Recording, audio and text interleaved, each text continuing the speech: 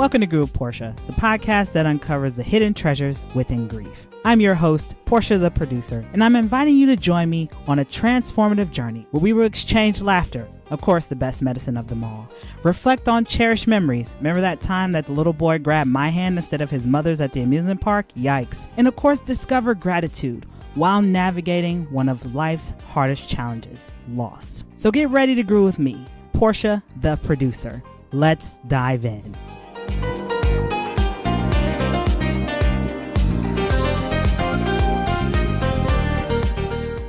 Hello, everybody. Welcome back to Grew with Portia. I am your host, Portia Booker, and as always, don't forget to like, share, and subscribe to keep up with the latest and greatest of all with Grew with Portia. So those of you who know, November is always a special month for me because it is my birthday month and I celebrate all month long. And one of the things that also makes November special is my great-grandmother was also born in the same month. If she was still around, she would have been 110 years old this year. And my great-grandmother, Nanny, she taught me young about life and about business. And one of the things that I took away from her is her way of building relationships while managing several layered pieces in her life, from burying her two husbands, burying grandchildren, and her own kids. And I wondered at times, how did Nanny do it? How did Nanny make a way through all of these transitions and changes and also paving the way for the women in my family to also be successful? So today, everybody, I have the honor of having a woman who was one of the trailblazers in so many different industries. She is now currently an author of a book called A Layered Life, Breaking Barriers as a Trailblazing Black Woman in Corporate America. So welcome to Grew with Portia, Miss Gladys DeClouet to Grew with Portia. How are you today, Miss Gladys? Hi, I'm doing fine, Portia. And thank you so much for having me on today. It's an honor to be here. It is. Miss Gladys, for starters, what are you grateful for today? Well, I am grateful every day. I'm grateful for being up and alive and talking to you on this podcast today. Just to get up and be able to look out at this beautiful ocean and sun and gorgeous day that's out there today. Excellent. You know, I feel it. I mean, we've been very spoiled here in Ohio. We had a little bit of snow, but normally we are covered. But we've been very spoiled with some more sunshine, even though it's been a little chilly. I've been able to still do my leaves, even though I have to have on a coat and a scarf. But you know what? I'm not complaining, right? You know, Miss Gladys, one of the things that I'm curious about with your story, you were running a $2 billion business, also pivoting a divorce from your husband, who was also diagnosed with colon cancer, correct? And I'm curious, Gladys, what was that grief journey like for you to be able to integrate your grief of the relationship that you had with your husband and also showing him that grace to become his caregiver during that time? First, Portia, I think I also mention one other thing that at that same time, my sister passed away. Mm. So there was a lot going on in my life at that time. But actually, the way that what was really happening there was first and foremost, I still love my husband very much, and my husband still loved me. We were having marital issues, not because caring for each other, but he was going through a crisis, a mental, uh, some issues that needed attention that we didn't understand yet, and we weren't quite prepared. I mean, we didn't understand those things yet, and it was creating issues in the relationship with unreliability and things at a time in our lives when we both needed to be very coordinated to keep all the balls going in life. And so it was creating issues. And those issues led to me finally thinking that, okay, I need to file for divorce. It was impacting our lives, the children's lives. And so I need to file for divorce, but not because I didn't love this man. And then right after I filed for divorce, then we learned he has cancer. So as far as I was concerned, there really was no decision to make, no contemplation there. I was going to be by his side and see him through, to try and get his health recovered, to try and get his cancer cured, and try to see that he could live a long life. And so that, that's what I had to do. And it at a time like that, I guess, leading through upheaval, I think is a term that I've seen or heard from you. And I think it's a time in your life when you, first and foremost, like you mentioned at the top of your show today, first you got to stop and be grateful, because no matter how bad it seemed, and trust me, that was what I would call a perfect storm in a person's life going on. The grief of a loss of a loved one, fearing the loss of another loved one, running a business, taking care of my kids. But no matter, and every day of my life I do live this way, no matter how bad I think things are for me, there is somebody else in this world, or many others in this world, going through something, if not equally as bad, worse than I am. So I still look up and I say, I'm grateful, I'm thankful, and I have the faith to know that it is, as my mother used to always say, this too shall come to an end. I am going to survive this. I am going to get through this. So I just need to now stop and think, use the wisdom, God gave me, and figure out the best way to do it. And what I say to people is, once you stop and you've been grateful, then don't be afraid to ask for help. You may need help from your family, your friends, your colleagues, whatever. Don't be afraid to do that. And then kind of clearly lay out what your goals are. And in my case, in this particular scenario, my goals were pretty clear. First and foremost, I've got to help my husband on that journey of getting his health back, through cancer treatments, radiation, chemotherapy, surgeries, whatever. I got to help him do that. So that was first and foremost. But then the next priority I had there, a goal for me, is I've got to help my children understand, but yet I've got to reduce the fear and the anxiety and the stress and make them feel secure, and then I've got to make sure that my team in the work world, that they continue to achieve get our strategic objectives done. And I think those are the times in your life when trying to be a leader then is not what is the most important thing. What's more important is that, were you a good leader all along? Because see, if you were a good leader up to that point, which is what helped me in this crisis and other crises in my life, so if you had been a good leader up to that point, you've been developing your people, developing their skills and their abilities, and you've been allowing them and trusting them to do the things they need to do and not micromanaging them. And you treated them well, and told them how, they understand how valued they are, how they contribute, and you've earned that respect and support. So when you need them to step up, that's when they've got your back. So they've got your back. They're going to be there to support you and to help you, and step up to manage whatever that gap is, and to make it as easy as possible, or try to reduce the stress on you, because they understand what you're going through, and they want to be sure we can come through for you and reduce that stress on you. And I'm not saying, like an abdication of my responsibilities as leader, but they, when somebody's got your back, they're there to say, hey, we've got you, and we're going to make this thing as easy as possible, and you can count on us to get this done.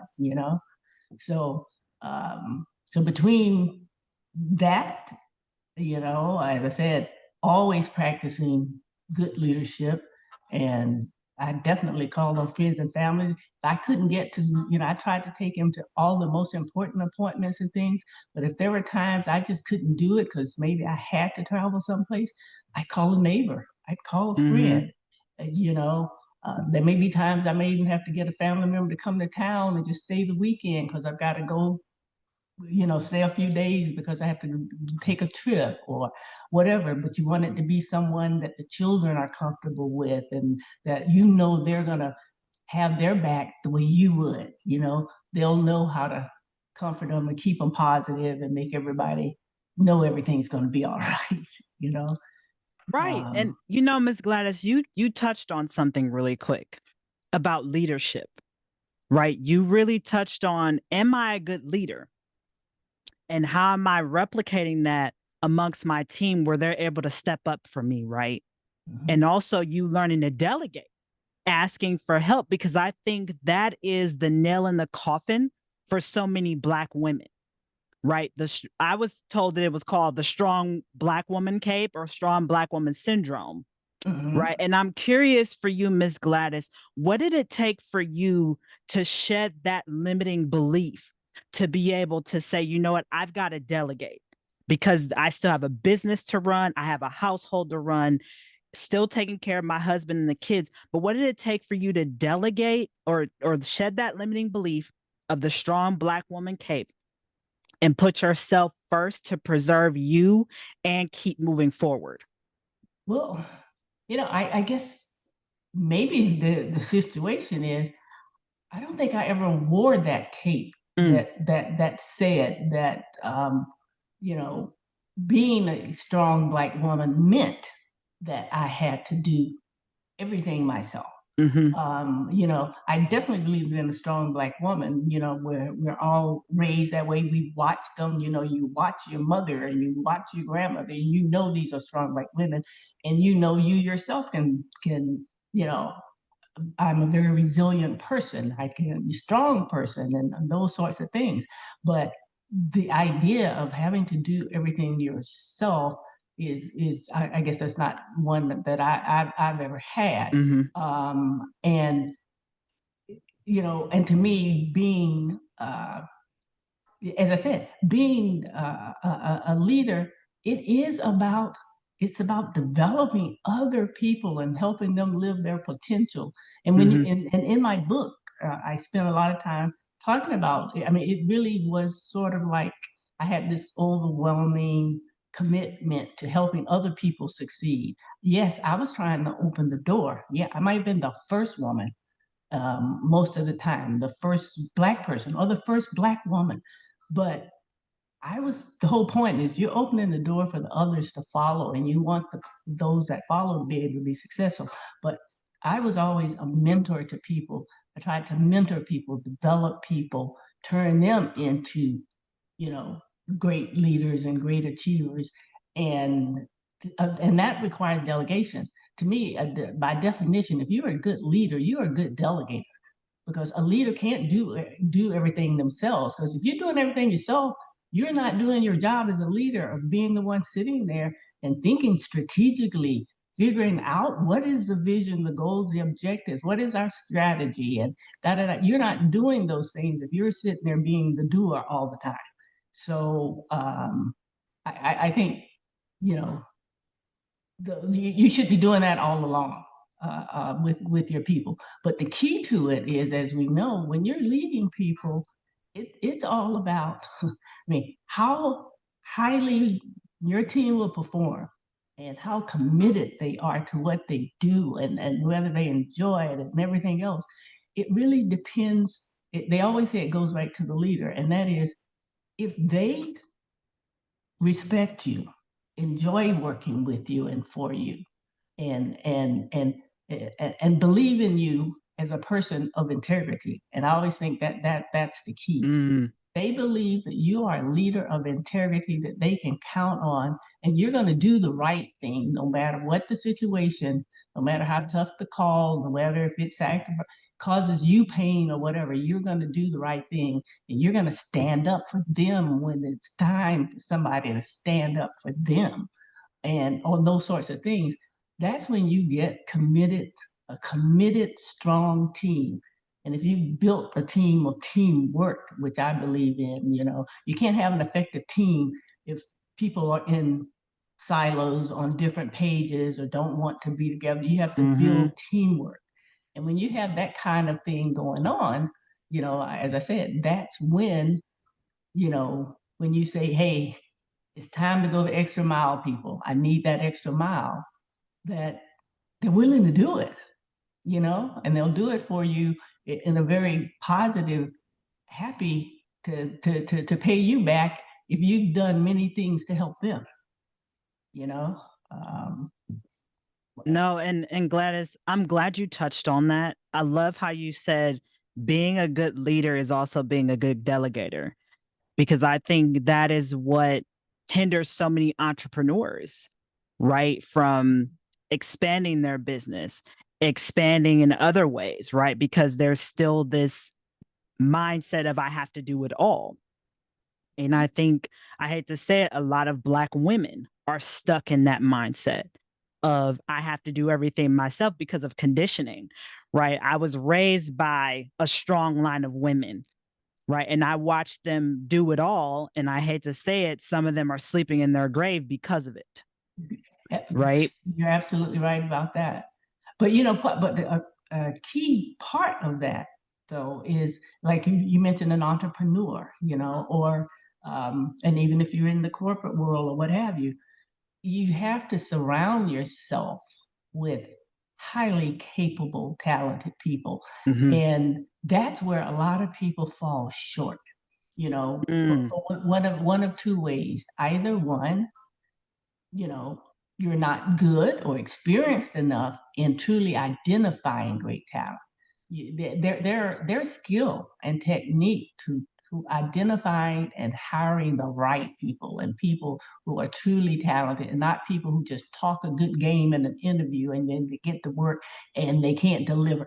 Okay, mm, mm. that takes skill, experience, and knowledge to know how to find those really good people.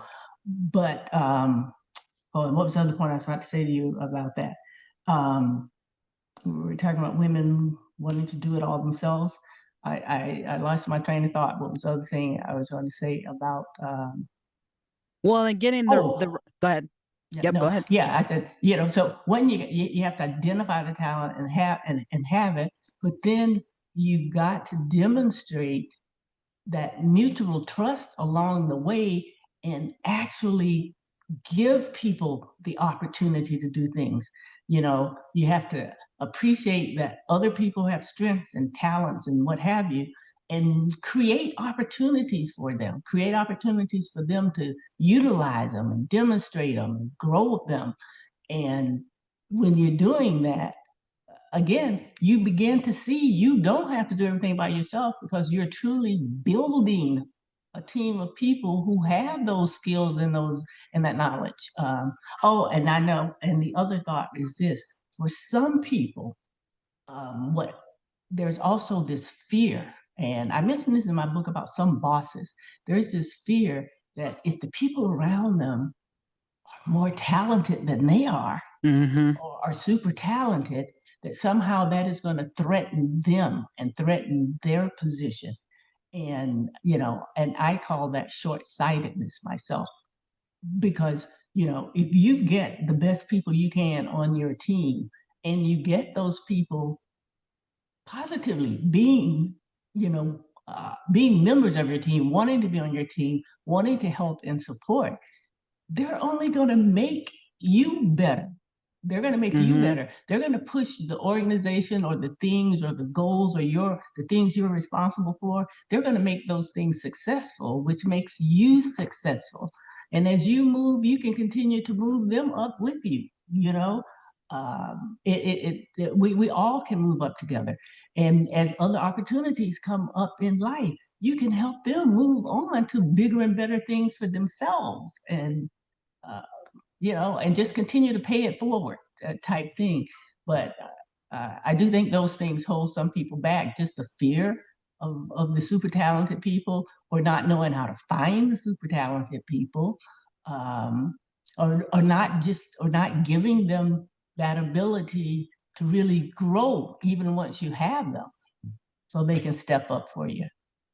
Oh, 100%, Ms. Gladys. I mean, I think it's a combination of both, right? That fear of, especially now that we're in the age of AI, where a lot of people fear that their jobs are being overtaken. But we have to remember that AI is simply a tool, right? The tool can't work without somebody programming it, right? And I think the same thing applies when you're running a business. The business can't run without a leader. Or we're literally watching, I hate to say it, a circus without a, just everything is all over the place. So I'm glad that you really made that point, Miss Gladys. I truly appreciate that. Miss Gladys, we're going to be wrapping up here soon. But before we conclude, for our audience who's tuning in, I'm sure that there's going to be individuals who want to connect with you, who also want to get a copy of your book, A Layered Life. How can they connect with you, Miss Gladys? Yeah, there are a few ways to do that. First, I'll start the easy part. In terms of the book, my book is available on Amazon, Barnes and Noble, any online retailer. In terms of getting information about me, the book, and contacting me, you can really do all of that by going to my website, which is simply my name. It's GladysDeClouet.com. If you go there, they've got the links on there to buy the books, and then it has all, various information, about the author, about the book. There's news, news articles I've written for a lot of publications and on various topics, trying to share and help people. So I've got those articles. I've got media links on there with a lot more coming. Yours will be on there at very soon. We'll have a link on there for this particular podcast as well. So you can find all that stuff on GladysDeClouet.com. I also have an Instagram, Gladys_DeClouet. And yeah, and Amazon has an author page. That's another place too. Oh, and of course, LinkedIn. I'm on LinkedIn. Excellent. Excellent. So everybody, you can literally use Google as your friend to Google Gladys DeClouet if you want to. Find Gladys on LinkedIn. Her book is on Amazon. Also, don't forget Instagram if you're on that platform as well. Well, everybody, that was Miss Gladys DeClouet that you heard from today on Grew with Portia. And that concludes another episode. And until next time, everybody, peace and hair grease, everyone.